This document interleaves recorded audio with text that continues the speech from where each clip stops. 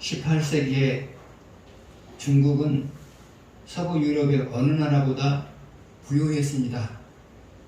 그래서 중국은 근대 문명을 받아들일 필요가 없다고 생각을 했습니다. 그런데 1757년에 그러니까 청나라 건융제 때 1757년에 영국에서 사절단이 찾아왔습니다. 그런데 영국에서 온 사절단들이 가져온 것이 무엇이었느냐?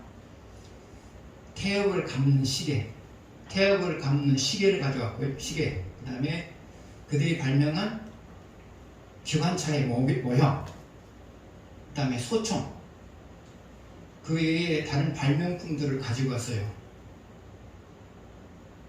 그런데 건융제는 그 새로운 기계들을 보면서 이것은 서양 사람들의 잔재주에 불과하다 생각하고 그것을 무시해버렸어요.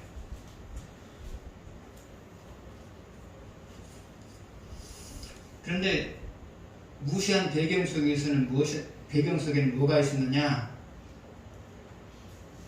중국은 세계에서 대국이다. 그러므로 다른 나라들은 전부 중국에 들어와서 중국의 지배를 받아야 된다. 이런 중화사상이 뿌리 잡고 있었어요. 그래서 자기들이 최고다. 자기들이 항상 최고다. 세계에서 최고다. 그런 생각을 갖고 있었어요. 물론 당시에 중국이 최고였죠. 당시엔 18세기에는요.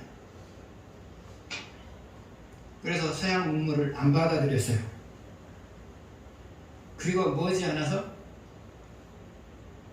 서양의 열강들에 의해서 중국이 먹히게 되죠. 영국에 의해서 먹히게 되고, 미국에 의해서 먹히게 되고, 프랑스에 의해서 먹히게 되고. 그때 만약에 서양의 문물을 받아들였다면 그런 비극이 안 일어났어요. 그러나 영국에서 발명한 그런 기계들을 서양 사람들 잔재주다 생각하고 받아들이지 않음으로 인해서 결국은 영국에게 먹히고, 프랑스에게 먹히고, 미국에게 먹히고, 나중에 일본에도 먹히고, 그렇게 되어버렸던 거예요. 받아들였다면 중국은 개화됐을 거예요. 안 먹혔을 거예요. 받아들이지 않으니까 먹혔어요. 여러분 역시도 마찬가지예요. 나의 부족함을 알고 나는 끊임없이 배워야 될 존재다라는 생각을 가지고 살아가는 사람은 끊임없이 더 나아져가요. 나는 부족한 존재다. 그러므로 끊임없이 배워야 되는 사람이다 라는 생각을 가지고 늘 배우는 자세로 살아가는 사람들은 더 나은 사람이 되는 거고요.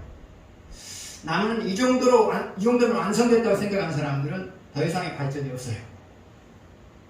신앙의 세계도 마찬가지예요. 내가 가지고 있는 신앙은 빙산의 일각에 불과하다. 그러므로 나는 끊임없이 더 나은 신앙을 갖고자 노력해야 될 사람이다 라는 생각을 가지고 사는 사람들은 신앙의 진보가 있고요.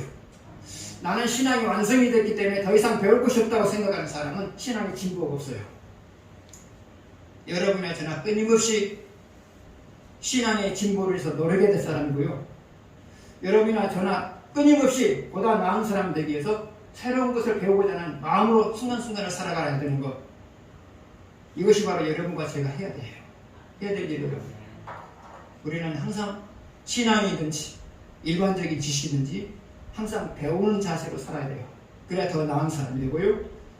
더 나은 신앙이 되는 거예요.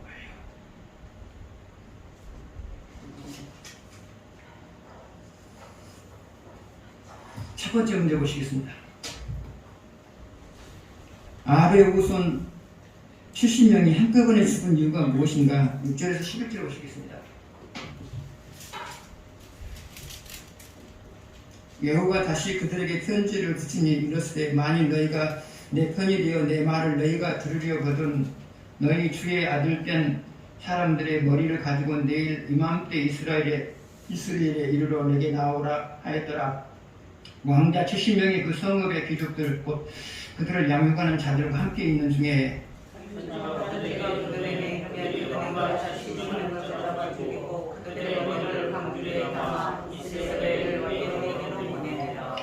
사자가 와서 여호에게 전하여 이르되 그 무리가 왕자의 머리를 가지고 왔나이다. 이르되 두 무더기로 쌓은 내일 아침까지 문 어귀에 두라 하고 이튿날 아침에 그가 나와서서 못 백성에게 이르되 너희는 그렇도다. 나는 예수를 발하여 죽였거니와 이 여러 사람들 중에 나는 누구냐.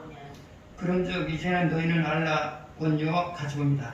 그런즉 이제 너희는 알라 본 여호와께서 아합의 집에 대하여 하신 말씀은 하나도 땅에 떨어지지 아니하리라. 여호와께서 그의 종 엘리야를 통하여 하신 말씀을 이제 이루셨도다. 이스라엘 왕자, 다시 말하면 아합의 후손 70명이 한꺼번에 죽어요. 그러면 이런 비극이 있는 이유가 뭐냐? 이런 비극적이 있는 이유가 뭐냐? 이것은 하나님이 엘리야를 통하여서 하신 예언을 이루기 위해서였어요.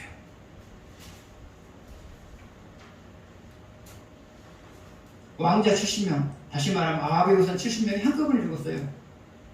그 이유는 뭐냐? 하나님이 엘리야를 통하여서 예언하신 것을 완성하기 위해서였어요. 그러면 하나님이 엘리야를 통해서 이런 예언을 한 이유가 뭐냐? 그것은 아합과 아합의 후손들이 본인들만 우상을 섬기는 것이 아니라 백성들도 우상을 섬길 수 있도록 분위기를 조성하기 때문이었어요. 오늘날도 마찬가지예요. 나도 죄를 짓고 다른 사람들도 죄를 지을 수 있는 분위기를 조성하게 되면 그 책임을 내가 지게 돼요. 나도 죄를 짓고 나로 인하여서 다른 사람도 죄를 지을 수 있도록 분위기를 조성하게 되면 그 책임을 내가 지게 돼요. 반면에 내가 의롭게 살고 나와 관계를 맺고 있는 사람들도 의롭게 살게 만들게 되면 하나님께서는 거기에 대해서 반드시 복을 주세요. 그래서 여러분, 사람들을 만날 때마다 항상 그러세요. 나도 의롭게 살고 나와 만나는 사람도 의롭게 살 수 있도록 역할을 하세요. 그러면 하나님께서 그것에 대해서 항상 복을 주실 거예요. 두 번째로, 여호가 바알을 섬기는 선지자와 제사장과 신도들을 죽인 방법은 무엇인가? 18절에서 24절 보겠습니다. 여호가 백성을 모으고 그들에게 이르되 아합은 바알을 조금 섬겼으나 여호와는 많이 섬기니라. 그러므로 내가 이제 큰 제사를 바알에게 드리고자 하니 바알의 모든 선지자와 모든 죽이는 자와 모든 제사장들을 한 사람도 빠뜨리지 말고 불러 내게로 나오게 하라. 모든 아니하는 자는 찾아주지 아니하리라 하니 이는 여호가 바알 섬기는 자를 멸하여 하여 계책을 합니다. 여호가 바알을 위하는 대회를 거룩히 열라 하며 드디어 공포되었더라. 여호가 온 이스라엘의 사람들을 두루 보냈더니 바알을 섬기는 모든 사람이 하나도 빠진 자가 없이 다 이름을 얻고 우리가 바알의 시장에 들어가매 바알의 신장이 이쪽부터 저쪽까지 가득하였더라. 여호가 예복 맡은 자에게 이르되 예복을 내다가 바알을 섬기는 모든 자에게 주라 하며 그들에게로 예복을 가져온지라. 여호가 내가 빼앗을 여호와과 더불어 바알의 신장에 들어가서 바알을 섬기는 자들에게 이르되 너희는 살펴보아 바알을 섬기는 자들만 명령하게 하고 여호와의 종은 하나도 여기 너희 중에 있지 못하게 하라고. 같이 봅니다. 무리가 번제와 다른 제사를 드리려고 돌아다니더니 여호가 80명을 밖에 두며 이르되 내가 너희 손에 넘겨주는 사람을 한 사람이라도 도망하게 하는 자는 자기의 생명으로 그 사람의 생명을 대신하리라 합니다. 여호가 바알과 관련된 사람들을 죽이기 위하여서 바알을 위해서 큰 제사를 드린다고 공고를 해요. 그러자 그날이 되자 바알과 관련된 사람들이 다 바알 신당 안으로 들어가요. 그때 밖에 있는 군인 80명에게 말해요. 이 사람들이 제사를 마치고 나오는 족족 다 죽여라, 그 명령을 해요. 그래서 결국은 바알을 섬겼던 사람들이 그날 그날 참석한 바알을 섬기는 사람들이 다 죽게 되죠. 근데 실제로는 여호가 바알을 섬기는 사람들에게 거짓말한 거죠. 거짓말한 거잖아요. 큰 제사를 드린다 그래놓고 죽였잖아요. 거짓말했어요. 근데 여호가 거짓말하는 이유가 뭘까요? 그것은 하나님의 뜻을 이루기 위해서였죠. 여러분 역시도 마찬가지예요. 때로는 하나님의 뜻을 이루기 위해서 여러분의 가족들에게, 주변 사람들에게 거짓말을 할 줄 알아야 돼요.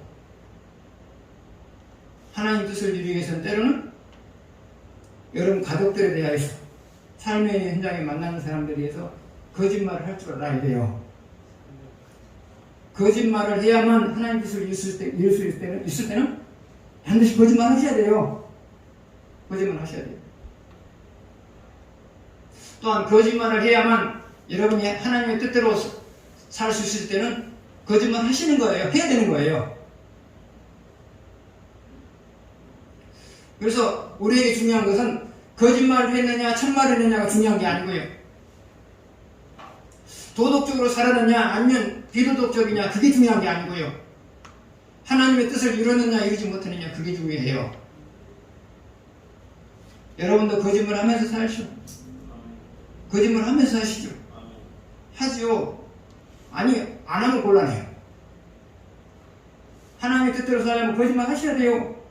여러분의 가족이 여러분의 수준의 신앙이 아닌데 거짓말을 어떻게 다 말해요. 때로는 거짓말도 하면서 하나님 뜻을 이루는 거고요. 거짓말을 하면서 또 하나님 말씀을 실천하는 것이 그런 거예요. 그래서 여러분 거짓말을 하는 것이 하나님 뜻을 이루는 것이라면 거짓말 하셔야 돼요. 지금 여호가 지금 그랬잖아요. 거짓말을 하는 것이 말씀대로 살아가는 것이 된다면 거짓말 하셔야 돼요. 여러분 많이 하셨죠? 하셨잖아요. 가족이 예수 믿지 않는데 어떻게 내 마음을 다 표현을 해요? 다 말하고 어떻게 하나님 뜻을 이루어요? 아니잖아요. 거짓말 하잖아요. 그런데 거짓말 하면서 하나님 뜻을 이루는 이유가 뭐예요? 그것만이 내 가족이 살 수 있는 길이기 때문에 거짓말하면서 하나님 뜻을 이루는 거고요. 그것만이 내 가족이 살 수 있는 길이요, 내 가족이 축복받을 수 있는 길이기 때문에 거짓말하면서 말씀을 실천하는 거예요. 저희 가문에서 제일 먼저 예수를 믿은 사람이 저예요. 그리고 저를 통해서 부모님이 예수님을 믿었어요. 거짓말을 했을까요? 안 했을까요? 했죠. 어떻게 부모님이 다 말하면서 하나님 뜻을 이루어요? 거짓말을 할 수밖에 없어요. 여러분도 그랬단 말이죠.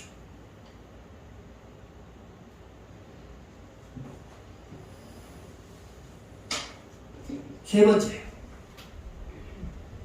예후가 바알을 섬기는 자들을 죽이고 바알산과 바알 신전을 훼손시켰으나 하지 않은 일은 무엇이었는가? 25절에서 29절 보시겠습니다. 번제에 드리기를 다음에 예후가 호위병과 지휘관들에게 이르되 들어가서 한 사람도 나가지 못하게 하고 죽이라 하며 호위병과 지휘관들이 칼로 그들을 죽여 밖에 던지고 바알의 신전은 성으로 가서 바알의 신전에서 목상거를 가져다가 불살고 바알의 목상을 헐며 바알의 신당으로서 변소를 만들었더니 오늘까지 이르니라. 예후가 이와같이 이스라엘 중에서 바알을 멸하였으나 이스라엘에게 범죄하게 한 느밧의 아들 여로보암의 죄, 곧 베델과 단에 있는 음송아지를 섬기는 죄에서는 떠나지 아니하였더라.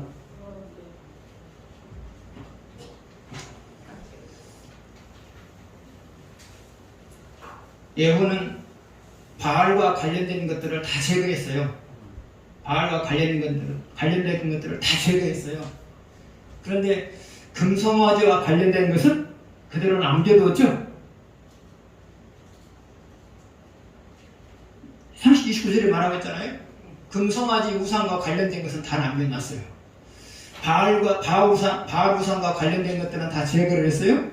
그러나 금송아지 우상과 관련된 것은 그대로 놔뒀어요.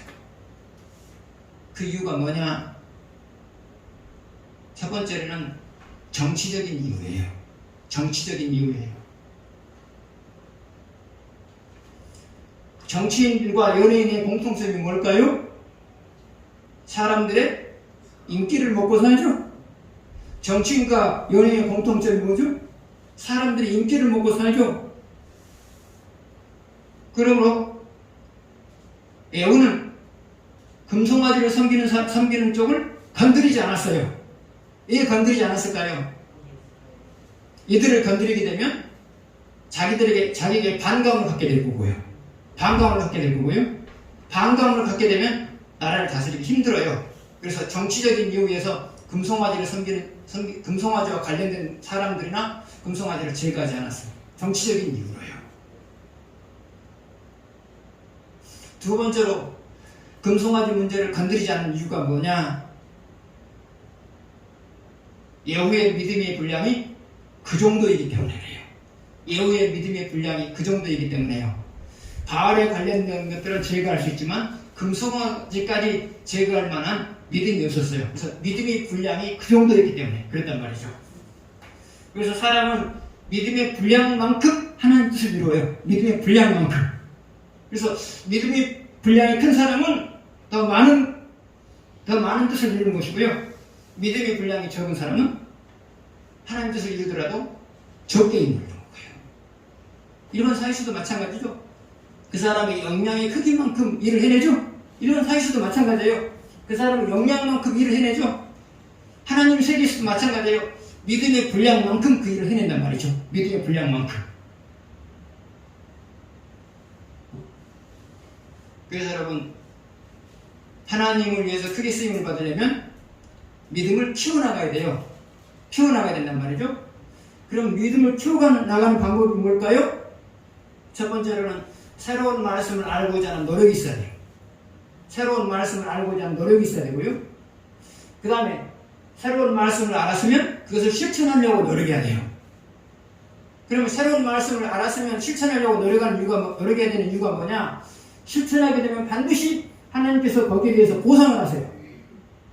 말씀을 실천하면 반드시 하나님께서 거기에 대해서 보상을 하세요. 보상이 나타나면 사람은 그렇구나. 하나님의 말씀을 실천하면 이렇게 보상이 따르는구나. 그러면서 믿음이 커하는 거예요. 그래서 믿음을 키운다고 하는 것은 두 가지예요. 하나는 새로운 말씀을 알고자 하는 노력. 두 번째는 알았으면 실천하고자 하는 노력. 이 두 가지를 통해서 사람의 믿음이 커가는 거고요. 믿음이 큰 만큼 하나님의 뜻을 이루는 것이고요. 믿음이 큰 만큼 또 복을 받는 것이고요.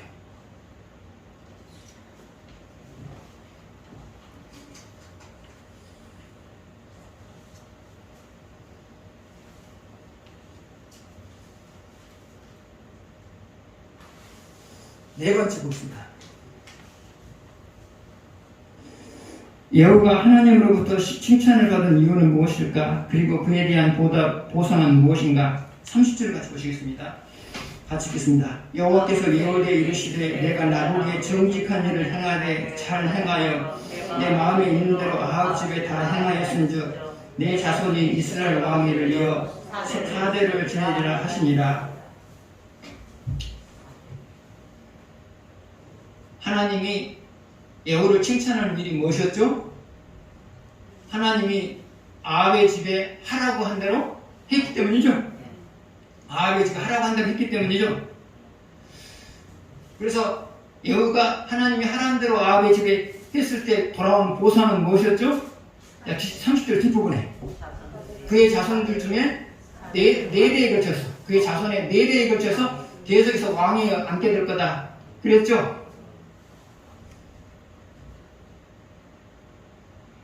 그런데 계속해서 자손 대대로 왕위에 오르게 될 것이다 그렇게 말할 수는 없었나요? 그렇잖아요. 하필 왜 4대냐고요. 자손 대대로 왕위에 오르게 될 거다 라고 말하면 얼마나 좋아요. 그런데 하나님께서 그렇게 말하지 않고요. 4대가 이어서 왕이 오를 것이다 그렇게 말했단 말이죠. 그 이유는 뭘까요? 여호는 반쪽짜리 개혁을 한 거예요. 반쪽짜리 개혁을 한 거예요. 과학 우상과 관련된 것은 완전하게 개혁을 했어요. 그러나 금송아지 우상과 관련된 것은 개혁하지 않고 남겨뒀어요. 그러므로 아합의 개혁은 반쪽짜리 개혁이었어요. 반쪽짜리 개혁을 하니까 하나님께서는 온전한 것을 주지 않고요. 반쪽만 준 거예요. 반쪽만요. 만약에 양쪽을 다 개혁을 해가지고 온전한 개혁을 했다면 하나님께서 뭐라고 말했을까요? 너의 자손 대대로 왕이 오를 것이다. 그렇게 말했죠? 말할 거죠? 여러분, 다윗이 하나님을 잘 섬겼을 때, 다윗이 성전을 지으려고 했을 때 하나님께서 뭐라고 오르셨어요? 너는 이로 인하여서 너희 자손 대대로 왕이 오르게 될 것이다. 그렇게 말했잖아요. 하나님을 섬기되 온전하게 섬겼어요. 그런데 여호와는 하나님을 섬기되 반쪽만 섬겼어요. 온전하게 개혁을 해야 되는데 반쪽만 개혁을 한 거예요. 반쪽만 개혁을 하니까 반쪽만 하나님께서 복을 주신 거예요. 그래서 여러분, 하나님의 뜻이 임하면 최선을 다하십시오. 뜻을 이루어 최선을 다하십시오. 최선을 다하면 최선을 다한 만큼 복을 받는 거고요. 어느 정도만 하게 되면 어느 정도 한 만큼만 복을 받는 거고요.